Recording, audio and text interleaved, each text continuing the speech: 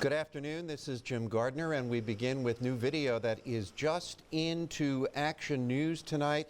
This is Vineland, make that East Vineland, New Jersey, I believe, in Cumberland County, where there was a rescue on a body of water that obviously got out of control. We are still trying to bring in the details, the specifics of this rescue operation, but police and water rescue operations going on just a short time ago in Vineland, New Jersey. As soon as we get the specifics of this rescue for you, we'll let you know, but from all appearances, the rescue was successful. Although I don't want to come to conclusions, we will let you know exactly what happened here. Now I am told that the teenagers involved there are safe and sound. This is in Christiana, Delaware. The Christiana River overflowing, flooding the town of Christiana. Main and Water Streets, houses with water halfway up to the first floor of homes. Let's listen to some of the homeowners. We'll hear from some of those homeowners in just a little while. This is Old Baltimore Pike at Main, and one can only see the top of the roofs there. Let's go to Massachusetts. Caught on camera, a man on a pier in the middle of a turbulent Atlantic Ocean with someone stuck at the end of this pier. That person had to hold on for dear life as the water shook the structure. Eventually, the person was able to walk across and get back to safety. We don't know how or why that person was out there, but it certainly was a dangerous situation for him. I guess someone will do, or at any time, some people will do anything for a thrill or to attract attention. That may be the case here. We want to show you some new video we have in just from New York City. Hurricane Irene toppled some enormous trees near Battery Park in Lower Manhattan, not far from Ground Zero actually, and as you may know, there was a major evacuation from Lower Manhattan, and perhaps this is the reason why.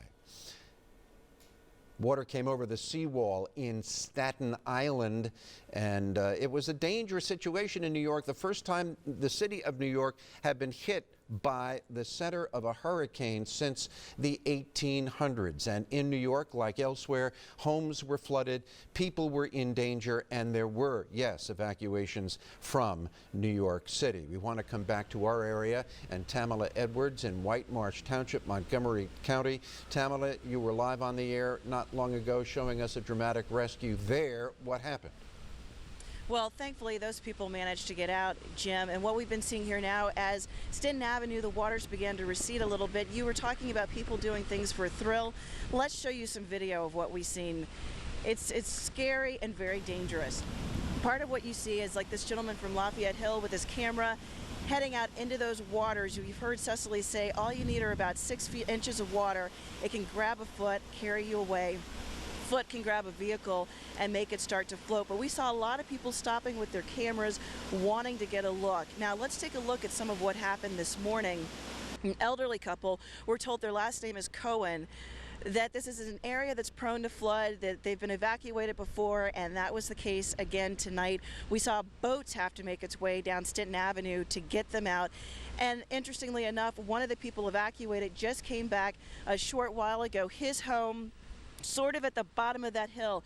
He said they built a retaining wall. They thought they were prepared for what was coming. About 2 a.m. it started to get a little hectic. His wife said, I'm calling rescue workers. And by 4 a.m. he had water 3 feet up the first level of his house, and they were putting him in a boat, Jim.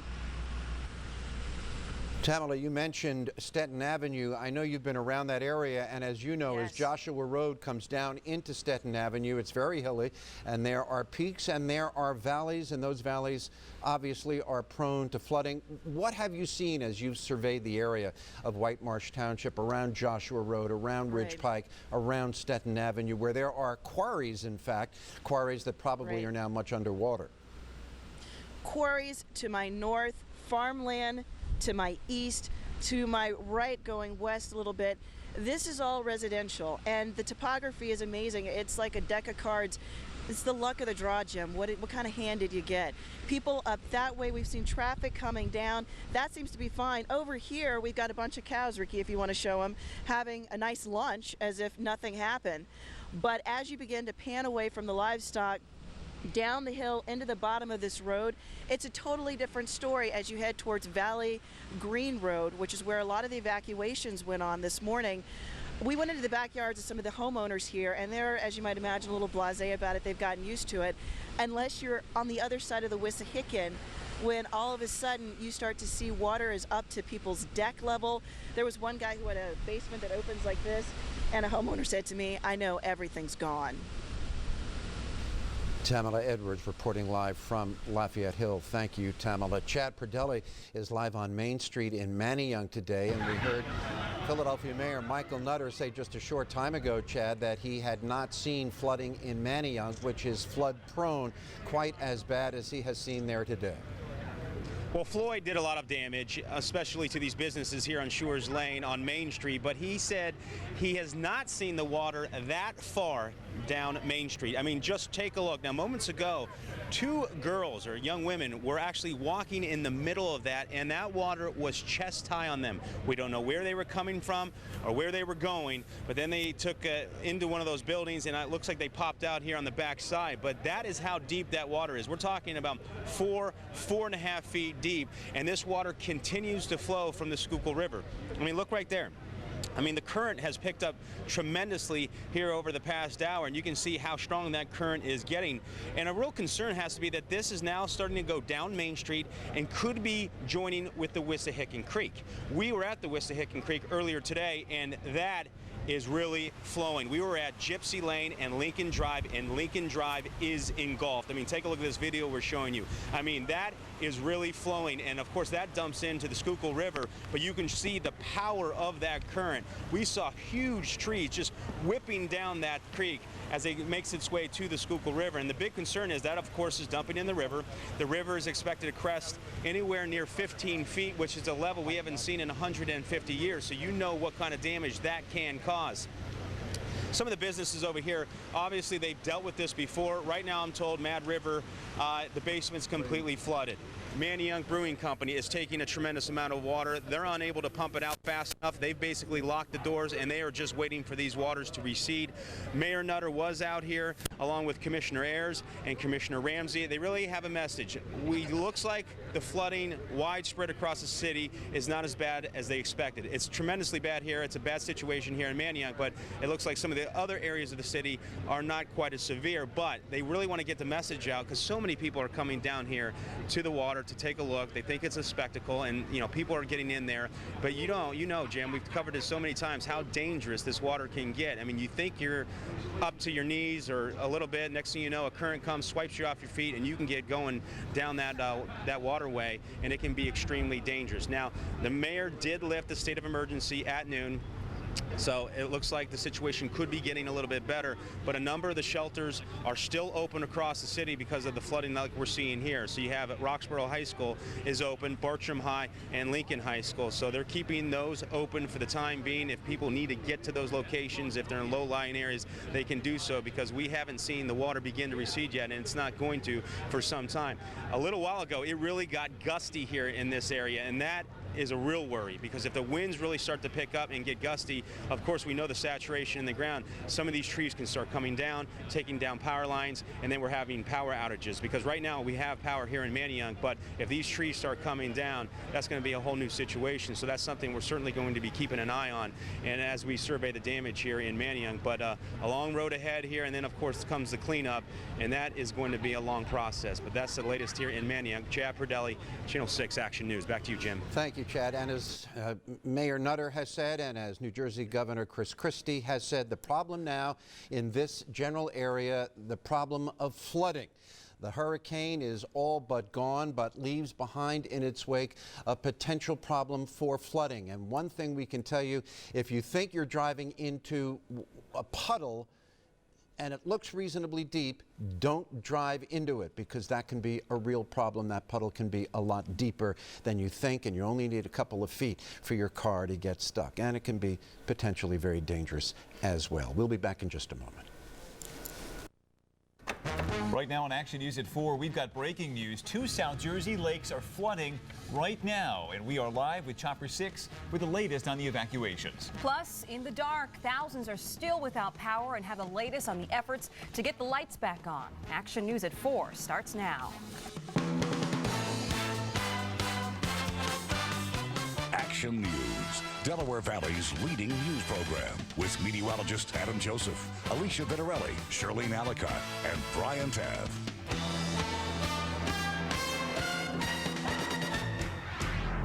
It is Monday afternoon. We begin today with breaking news. All that rain from Hurricane Irene has caused massive flooding throughout the area, and right now, Chopper 6 is live over Vineland, Cumberland County. Crews here have been moving quickly at the Willow Grove Lake for the last 2 hours, and this is why. They have been trying to prevent the water from causing damage to Willow Grove Road. You see it here on computer imagery, satellite imagery from earlier today before the flooding. But back now to Chopper, we'll show you what it looks like right now. New Jersey State Police have evacuated more than 100 people from this area, and we have just now learned that temporary shelter is being set up at the Forest Grove Road station.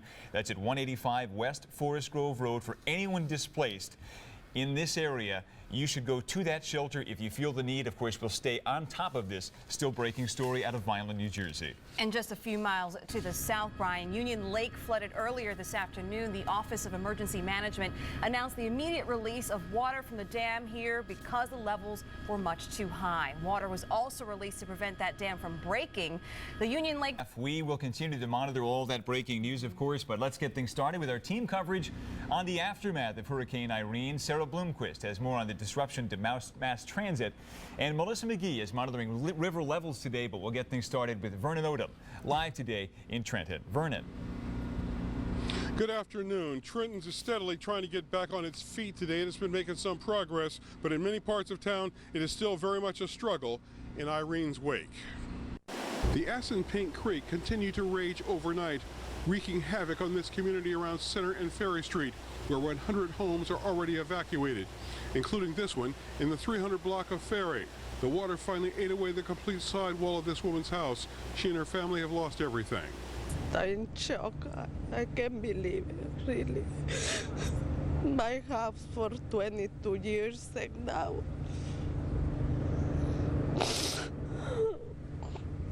The Assunpink continues to completely disrupt mass transit in and out of the Trenton train station. The floodwaters are slowly going down on the tracks, but service on SEPTA, Amtrak, and New Jersey Transit remain closed down for the second day in a row, creating major headaches now for commuters trying to get to Philadelphia and New York City.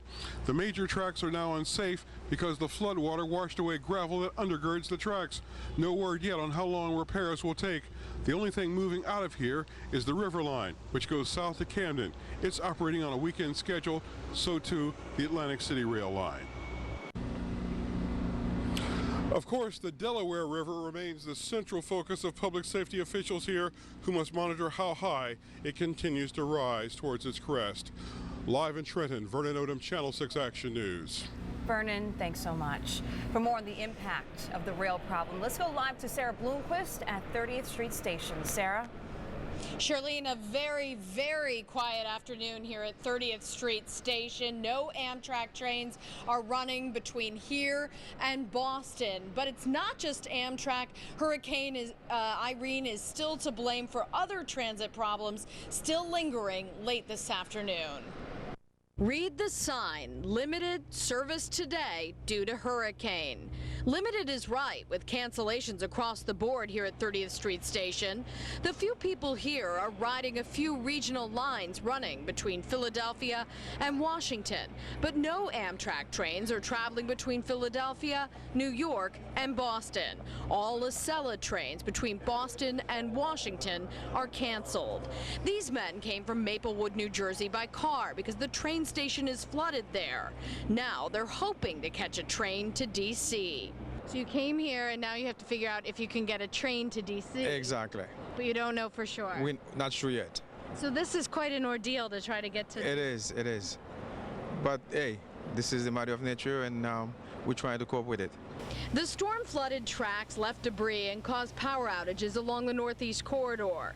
3 SEPTA regional rail lines travel on Amtrak tracks. They won't start service again until Amtrak gives the go-ahead. Paoli, Thorndale, Kinwood, and our Trenton lines are all run on Amtrak lines, and we're waiting for Amtrak to assess their tracks and their situation and then give us the clear to be able to start running on those lines.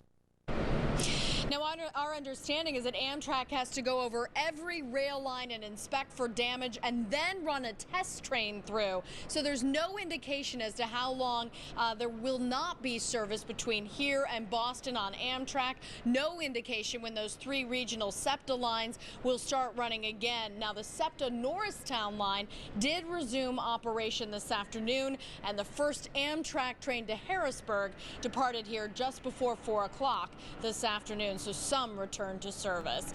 Live at 30th Street Station, I'm Sarah Bloomquist, Channel 6 Action News. Sarah, thank you. The homes along the Delaware River here in New Hope are closer to the water than they were before the hurricane. Chopper 6 flew over the river this morning. Some home and business owners did what they could to prepare for this. The Delaware River here was about 1 foot over flood stage and is now receding. Many roads are still flooded here in Mercer County. The action cam was in Princeton Township today along Rosedale Road. Michael Kenwood was trying to rescue a woman from her car. He went under the water, was found a short time later, and was in critical condition. This morning, authorities announced Kenwood died. Well, the flooding situation on the Schuylkill River in Manayunk is much improved today. Parts of Main Street were entirely underwater this time yesterday. Right now, that road, as you see, is back open. Business owners were out cleaning up the streets, trying to get all that mud out of parking lots.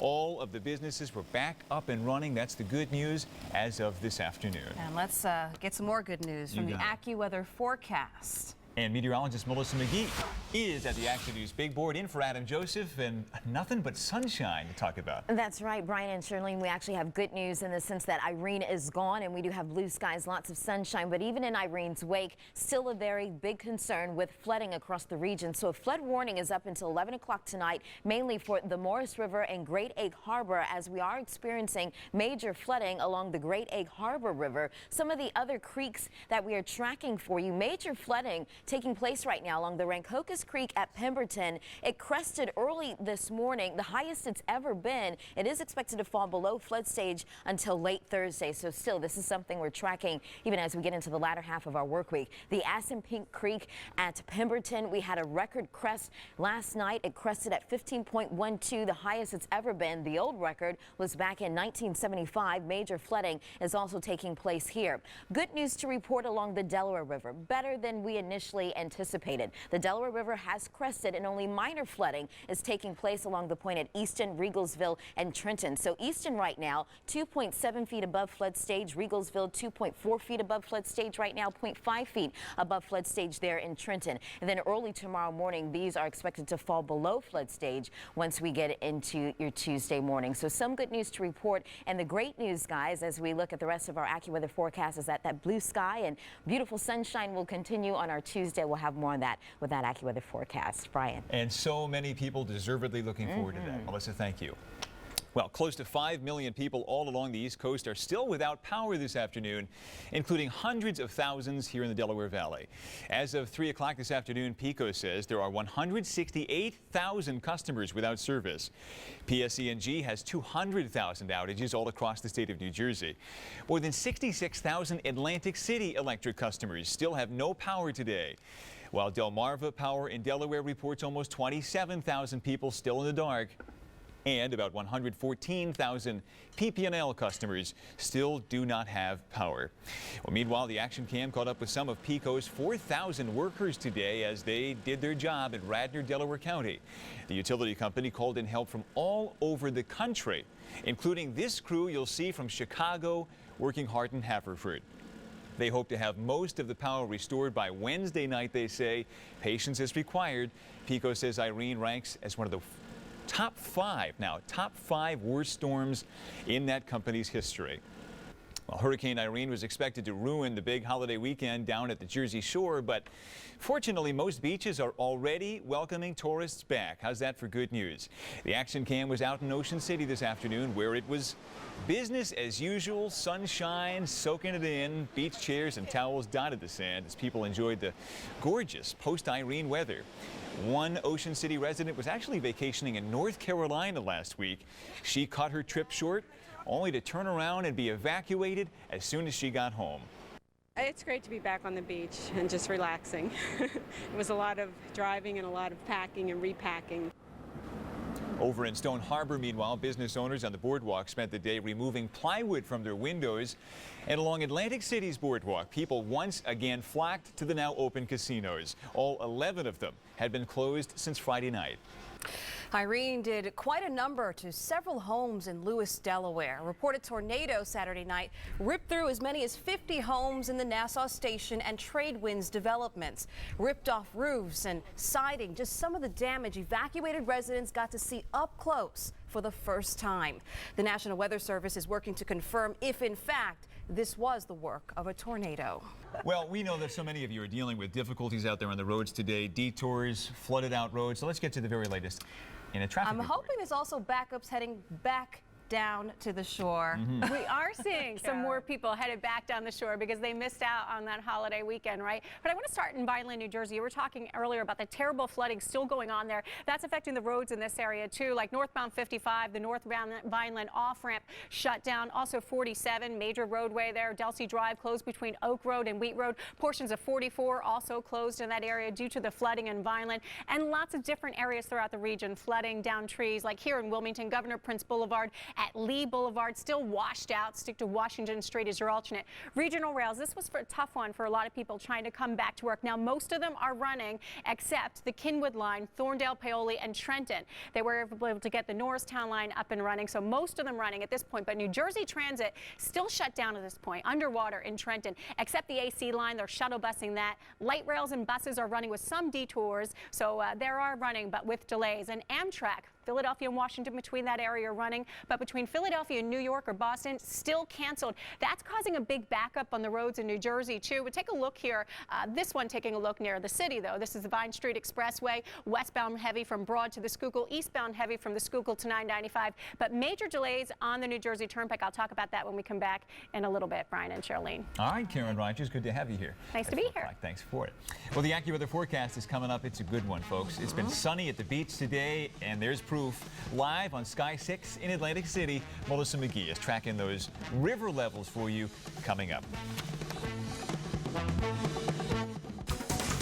Well, after a rather depressing weekend, we've been given a beautiful day out there. Absolutely. Melissa McGee live along City Avenue in for Adam Joseph today. Melissa, last night, I took a walk down to check out the Schuylkill River, and what a juxtaposition. The swollen river in front and this beautiful blue sky and skyline behind. It's just funny how Mother Nature works, Brian and Charlene, because we were dealing with a lot of flooding rain, and we still are dealing with flooding rain thanks to what's left of Irene that has well exited our region. But as you mentioned, we've got a nice start to the work week ahead. Blue skies, lots of sunshine, and really comfortable conditions outside. It is 78 degrees in Philadelphia right now. That dew point, look at this, we're sitting at 47 degrees, so quite refreshing outdoors. We have a westerly wind at 8 miles per hour, and that pressure sitting at 29.96. We'll look at some of the regional numbers to the north and west of our area. Tannersville 73 degrees outside, Warrington 77, Coatesville we're sitting at 74 degrees. We'll take you down into Levittown 77, Fort Dix